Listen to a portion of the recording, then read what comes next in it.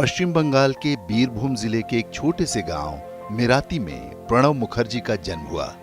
तारीख थी 11 दिसंबर 1935। पिता स्वतंत्रता सेनानी थे और आजादी की लड़ाई में कई बार जेल जा चुके थे। प्रणब मुखर्जी ने यूनिवर्सिटी ऑफ कोलकाता से इतिहास और राजनीति शास्त्र में एमए किया और फिर वहीं से कानून की डिग्री ली। इसके बाद उन्होंने एक शिक्षक के तौर पर अपनी पारी शुरू की और बाद में वो पत्रकारिता में आ गए। भारत बंग साहित्य परिषद के वो अध्यक्ष रहे, लेकिन राजनीति ही उनको ज्यादा रास आई। 1952 से 1964 के दौरान बंगाल विधान परिषद के सदस्य रहे, साथ में कांग्रेस के महासचिव भी, और इसके बाद उन्होंने कभी पीछे मुड़कर नहीं देखा। 1969 में पहली बार उन्हें राज्यसभा के लिए चुना गया। योग्यता और संगठन क्षमता के बूते वो तत्कालीन प्रधानमंत्री इंदिरा गांधी के करीब आ गए। जल्द ही उन्हें उप मंत्री बनाया गया। 1973-74 के बीच उन्होंने कई मंत्रालयों की जिम्मेदारी भी संभाली। 1982 में वो पहली बार कैबिनेट मंत्री बने। उन्हें वित्त मंत्री बनाया गया। 1984 में दुनिया के बेजोड़ 5 वित्त मंत्रियों की सूची में उन्हें जगह मिली। 1980 से 1985 के बीच वो राज्यसभा में सदन के नेता रहे, लेकिन इसके बाद कुछ वर्षों तक राजनीति की मुख्य धारा से अलग हो गए। 1991 में उन्हें योजना आयोग का उपाध्यक्ष चुना गया।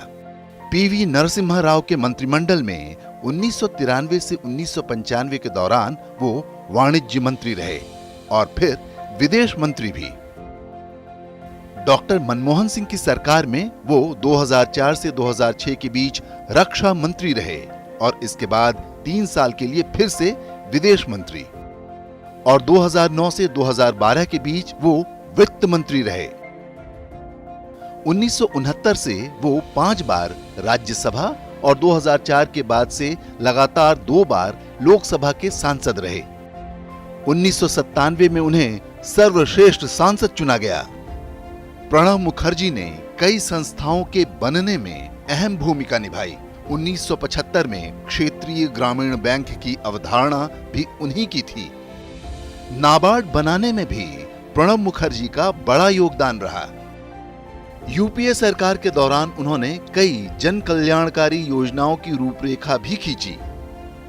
2007 में उन्हें पद्म विभूषण से सम्मानित किया गया।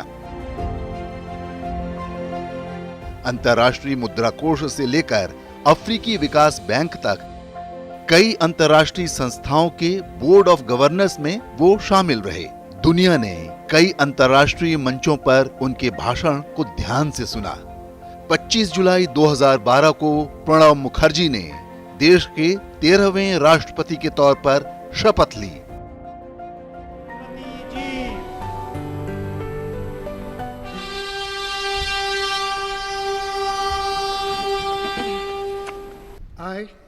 I, Pranab Mukherjee, do swear in the name of God that I will faithfully execute the office of President of India and will, to the best of my ability, preserve, protect and defend the Constitution and the law, and that I will devote myself to the service and well-being of the people of India.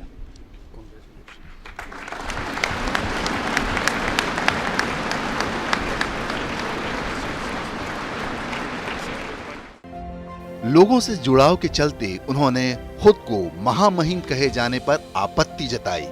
उनके कार्यकाल में GST की शुरुआत एक उल्लेखनीय कदम माना जा सकता है।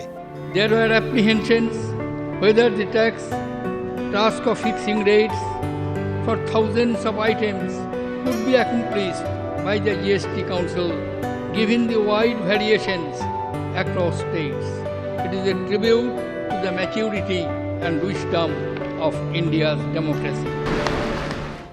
प्रणब मुखर्जी को 2019 में देश के सर्वोच्च नागरिक सम्मान भारत रत्न से नवाजा गया।